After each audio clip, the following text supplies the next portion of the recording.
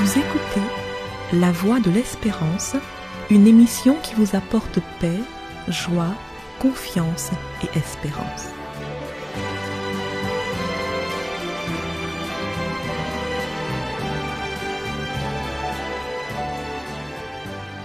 Bonjour la Guyane et bonjour à tous depuis la Guyane. Dans cette chronique, nous parlerons du roi qui n'a qu'un intérêt. Ce long week-end de la Pentecôte, qui permet aux familles et aux amis de se retrouver pour de bons moments, est aussi un rappel nécessaire de l'amour de Dieu à l'humanité, amour qui se manifeste dans le règne de Jésus, qui est un roi qui n'a qu'un intérêt.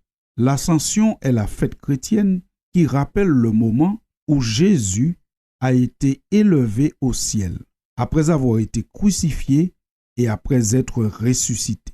Présente dans le Nouveau Testament, l'Ascension signifie monter aux cieux, retourner au domaine divin.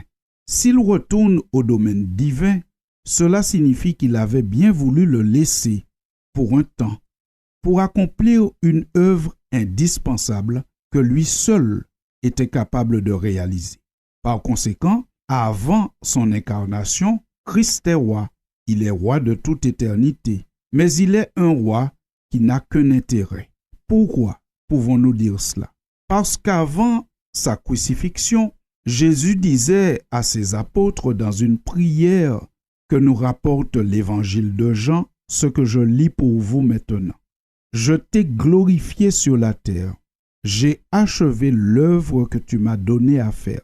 Et maintenant, toi, Père, glorifie-moi auprès de toi-même de la gloire que j'avais auprès de toi avant que le monde fût. Fin de citation. Évangile de Jean, chapitre 17, versets 4 à 5. Jésus est donc roi de toute éternité. Avant son incarnation, avant de descendre vivre parmi les hommes, il a toujours été dans la gloire de Dieu, partageant cette qualité avec son Père. Maintenant, puisqu'il n'a qu'un intérêt, Jésus a accepté de venir sur cette terre, marcher comme un simple homme, mourir parmi des brigands, bien qu'il soit absolument juste, tout cela parce qu'il n'a qu'un intérêt, qui est le salut des humains. Et lorsque Christ a fini cette œuvre sur la terre et qu'il est ressuscité d'entre les morts, 40 jours donc après sa résurrection, il retourne au domaine divin. 40 jours après sa résurrection, c'est l'ascension. Et à l'ascension, son travail ne s'arrête pas parce qu'il n'a qu'un intérêt, le bien de l'homme.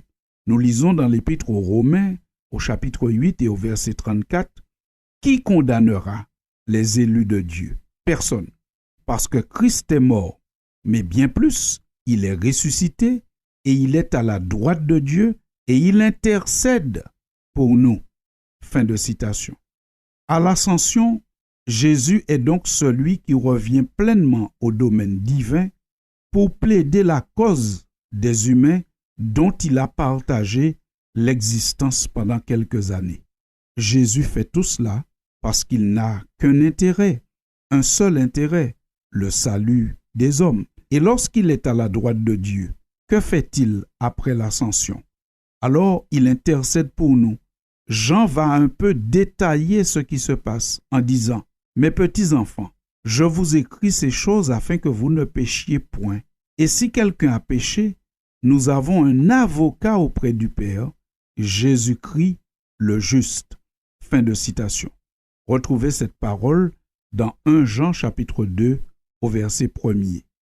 Jésus, après l'ascension, ne rentre pas dans l'oisiveté. Il travaille activement pour le bien de l'humanité. Il intercède, il est l'avocat, il plaide, il se présente comme la victime expiatoire pour les péchés des hommes. Et il veille à donner le meilleur équipement aux hommes pour une vie victorieuse. C'est ainsi que nous lisons dans le livre des Actes au chapitre 2 et au verset 33 que Jésus a été élevé par la droite de Dieu et qu'il a reçu du Père le Saint-Esprit qui avait été promis et il l'a répandu, comme vous le voyez, et l'entendez sur les apôtres. » Fin de citation. Chers auditeurs, Jésus est vraiment un roi exemplaire. Il est l'exemple du roi serviteur, ayant un seul intérêt, le bien de ses sujets. Il fait tout en s'incarnant, en mourant sur la croix, en ressuscitant, en retournant au domaine divin, en continuant à intercéder pour l'homme. Il fait tout pour le seul intérêt et le bien de ses sujets. Dans un monde où l'on parle depuis toujours de dirigeants qui profitent de leur position pour s'enrichir, Jésus fait vraiment la différence.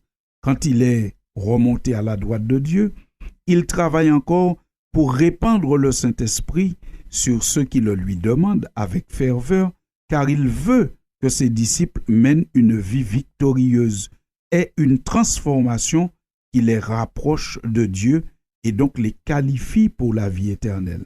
Chers amis auditeurs, comment ne pas aimer ce Christ qui se donne et qui se donne en permanence uniquement pour le bien de ses sujets? Nous lisons à propos de lui, encore une fois dans la Bible, dans l'épître que Paul adresse aux Philippiens au chapitre 2, que chacun de vous, au lieu de considérer ses propres intérêts, considère aussi ceux des autres. Ayez en vous les sentiments qui étaient en Jésus-Christ, lequel, existant en forme de Dieu, n'a point regardé comme une proie à arracher d'être égal avec Dieu. Fin de citation. Dans ces quelques lignes, l'apôtre résume tout ce que nous venons de dire. Il nous faut considérer Jésus comme le modèle suprême, avoir comme lui en perspective les intérêts des autres et pas seulement les nôtres. Lui qui vivait de toute éternité en forme de Dieu, il n'a pas trouvé cela comme une chose trop lourde, comme une chose trop compliquée, à se dépouiller de sa divinité pour venir vivre parmi les hommes et apporter un salut gratuit. Je le répète, dans un monde où l'on parle depuis toujours de dirigeants qui profitent de leur position pour s'enrichir, Jésus fait vraiment la différence. C'est donc un maître du monde comme lui qu'il nous faudrait, un président comme lui qu'il nous faudrait, un dirigeant comme lui qu'il nous faudrait, un maire comme lui qu'il nous faudrait, un député comme lui qu'il nous faudrait, des citoyens, nous tous, que nous devenions comme lui. Ainsi forcément, la vie sera plus agréable. Dans un monde où personne ne pense uniquement à son enrichissement personnel, mais au bien de tous, au bien des autres aussi. Alors, chers amis auditeurs de la Voix de l'Espérance, quand verrons-nous ce roi dominer sur la terre? Alors, nous ne savons pas. Cette question n'a pas été répondue. Mais il y a une chose que nous savons. Nous pouvons décider aujourd'hui que ce roi qui n'a qu'un seul intérêt règne sur nous.